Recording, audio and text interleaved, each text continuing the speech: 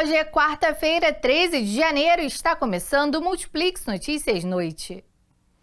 Termina amanhã o prazo para confirmação de matrícula na rede estadual de ensino. A lista com os nomes dos alunos e as escolas em que foram alocados está disponível no site matriculafacil.rj.gov.br.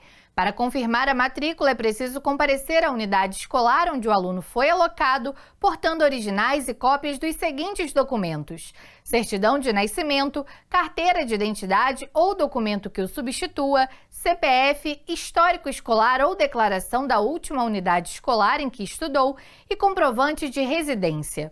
Para os menores de idade, é preciso que os pais ou responsáveis levem também seus RGs e CPFs. Para os estudantes que não foram alocados ou perderam os prazos, a segunda fase de matrícula já tem data definida. Os dias 25 e 26 de janeiro serão exclusivos para os alunos que se inscreveram na pré-matrícula e não foram alocados em nenhuma unidade escolar. Já o dia 27 deste mês será a oportunidade para os que não confirmaram a matrícula ou não realizaram a pré-matrícula. Por falar em educação, o MEC lançou recentemente uma mini biblioteca virtual com 40 livros da coleção Conta Pra Mim. Os livros infantis estão disponíveis para download gratuitamente sem a necessidade de cadastro. Para ver o conteúdo, basta acessar o alfabetização.mec.gov.br/Conta Pra Mim.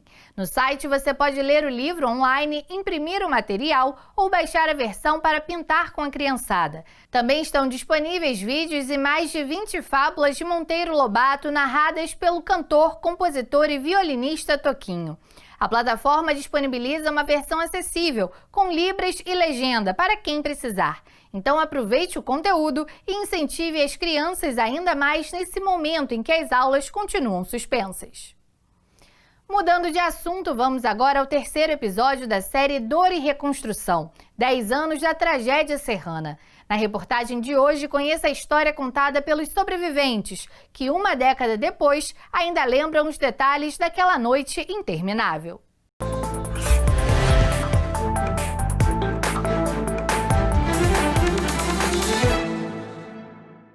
Dez anos se passaram e os vestígios da tragédia ainda podem ser vistos em alguns locais, assim como essas casas, que são as marcas que aquele 11 de janeiro deixou nas cidades da região serrana do Rio. Muita gente carrega cicatrizes, mas essas jamais serão apagadas.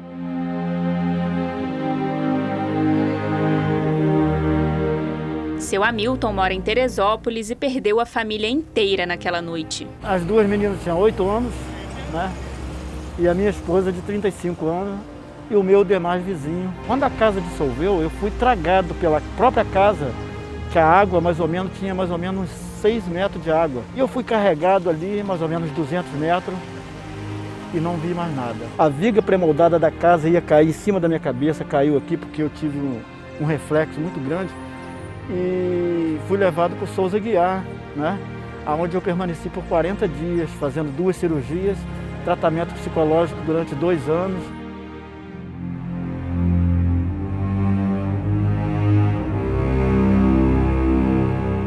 Em Nova Friburgo, profissionais perderam a vida na tentativa de resgatar um pai e um filho que, depois de horas, foram socorridos com vida. Ronald Lopes estava de plantão e liderava a equipe. Com um deslizamento que ocorreu no momento do resgate, ele foi soterrado, mas conseguiu ser salvo. Eu sei que a gente estava mais ou menos num buraco, tinha feito, e eu consegui acessar o braço do Wellington. Né? Nisso que eu consigo acessar ele assim, aí alguém diz assim, vai cair. Eu não dá tempo de nada, a gente sai correndo. Isso que a gente sai correndo, a montanha, né, caiu em cima da gente. Foi uma espécie de caixote que a gente tomou, né? Na praia, quando você toma caixote, é água e areia, mas ali naquele caso foi de pedra, árvore, tijolo, madeira, grade. Eu não peguei esse deslocamento de ar, mas fui soterrado até o peito. Atrás de mim tinha morrido todo mundo. Morreram 3 bombeiros, o Vitor, o Freitas e o Verli. E mais 10 pessoas naquele local, que eram justamente os moradores, as outras pessoas que estavam ajudando a gente. Após uma década, o acontecimento ainda mexe com os amigos de profissão. Na época a gente tinha pouca gente, né, naquele momento ali, porque o pessoal estava meio isolado, porque não conseguia acessar muito. A gente chegou, aí na época o bombeiro veio falar comigo, ó, tem 3 militares lá embaixo, a gente tem que tentar fazer alguma coisa ali. A gente estava com um pouco de falta de material, porque o ABS que estava próximo do evento também foi atingido. Com o transcorrer do dia, né, foi chegando mais reforço, mais gente, né? Vai ter um momento que foi retirado o pessoal, né? Falar da época é difícil.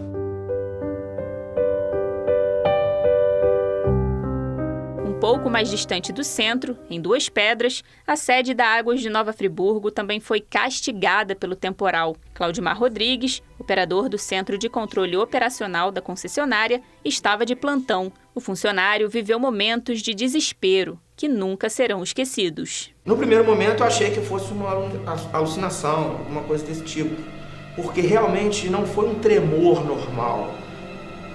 A cadeira tremeu, tudo tremeu. Nisso, a porta de saída travou trancada, todas as portas trancadas e a água só subindo. E os carros já estavam entrando, um batendo no outro, e um carro por cima do outro já batendo.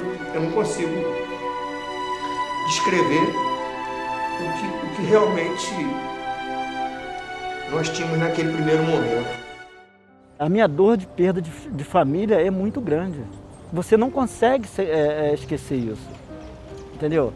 Nós, quando perdemos bens materiais, a gente consegue se repor. Mas quando perdemos bens que é a nossa família, sanguíneo, não é? Do nosso sangue, não tem como. Você não mexe ali, você não toca ali. O abalo foi muito grande.